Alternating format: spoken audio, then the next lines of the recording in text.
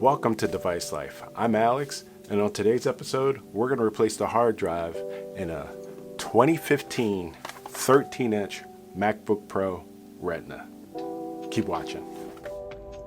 Okay, so you wanted to see me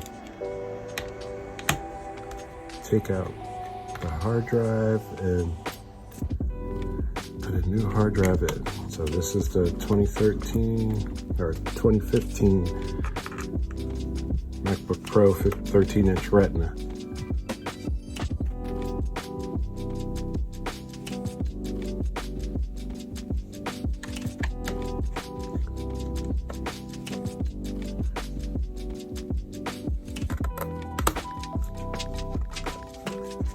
This guy's fairly easy to replace the hard drive.